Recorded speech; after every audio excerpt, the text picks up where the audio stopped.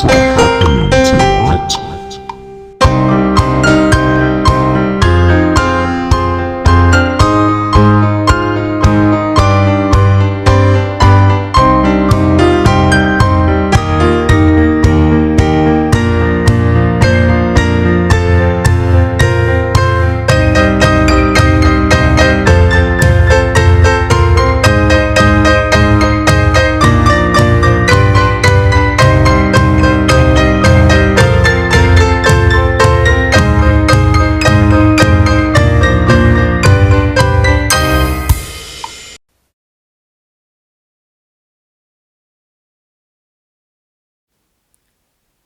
The country behind the wall.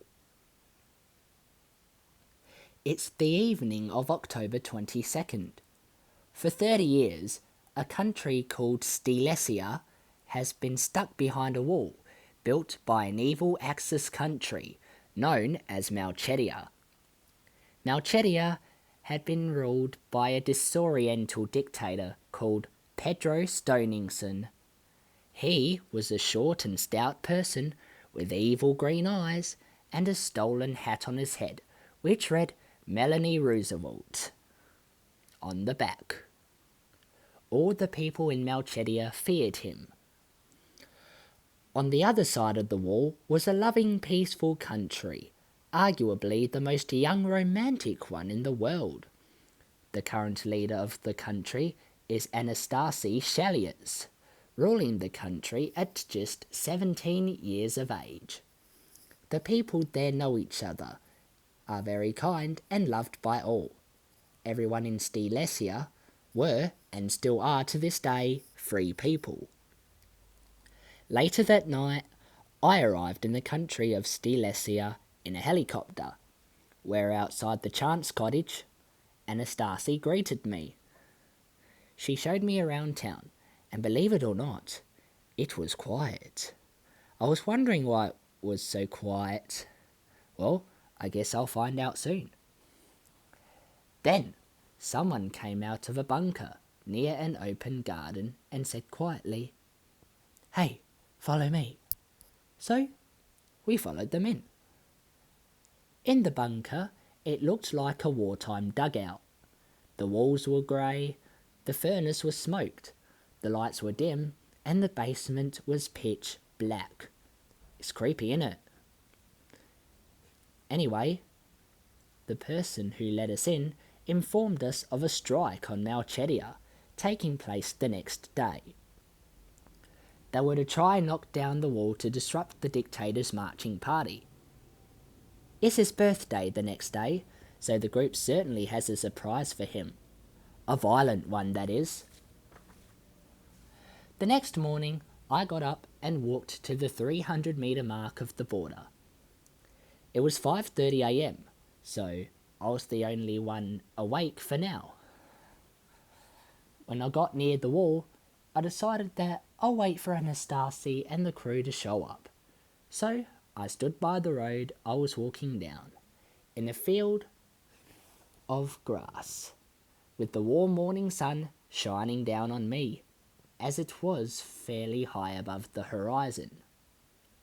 The air was cold to start with, but I sort of got used to it, since I know that a summer breeze gently blew in from the east. I was comfortable from where I was standing. At around 6 a.m, I saw Anastasia and the crew walking up the road I walked down.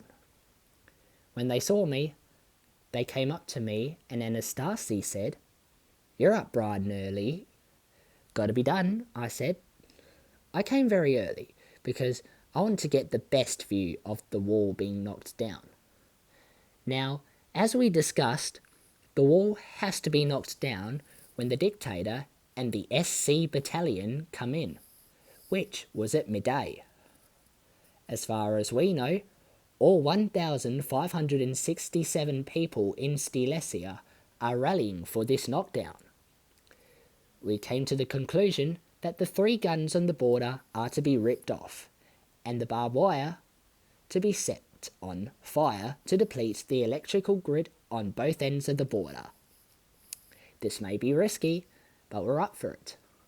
So, In the crew were Jonas, Connor and Lucy, for which they were the ones who ripped off the guns, for which each and every one of them were spaced 3 kilometres apart. I set fire to the barbed wire with a match, and it went off like a spinning firework, until it exploded at both ends. The wall started to shake for a bit until it stood still again. Phew, we certainly don't want it falling down on top of us, that's for sure. Anyway, when 11:30 a.m. came around, all 1,567 civilians of Stelesia came and rallied up to knock down the wall. At 11:45 a.m. it began. To hearing military music on the other side, people ran into the weakened wall, shot at it, threw flying swastikas, threw dot bombs, chainsawed it, inanimate it. However, it wasn't enough. Suddenly, a thundering roar was heard. There came an F-18 Hornet and shot a missile at it, with an F-35 following from behind doing the same. The people heard the strikes on the other side, but didn't have time to react, because here came the F-111 for the final strike. Yes, I'm talking to you, buddy. As it launched a missile, I told everyone to stand back, and as soon as you know it, it struck the wall, and a chunk of the wall started falling down. However, 12 p.m. came in quick, so people on Stelesia's side started launching themselves at it, whereas on the other side, the Malchetians tried holding it up. But it didn't work out.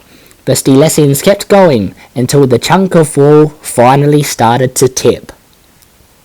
At 12 p.m, there came the dictator on his float, so me and Anastasia, on the count of 3, gave the falling piece one last shove.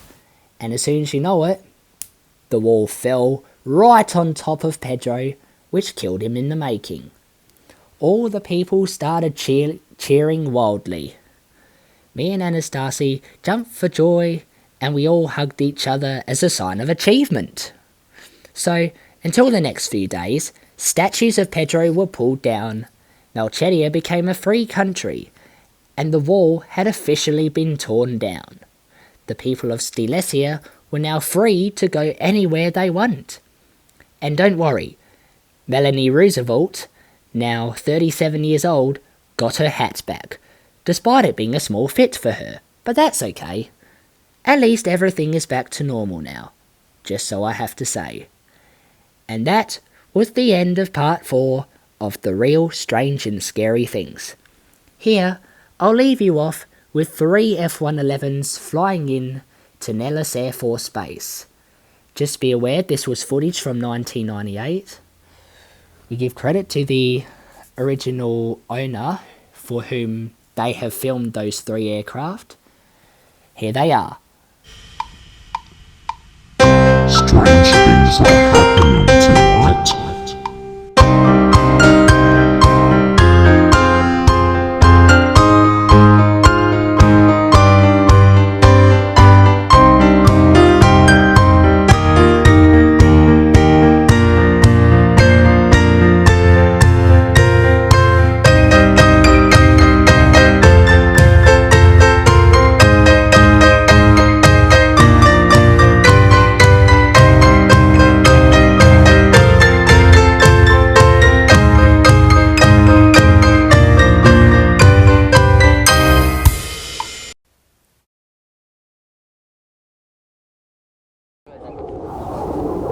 Stay tuned for the next story, where I'll be facing an adventure in pitch black.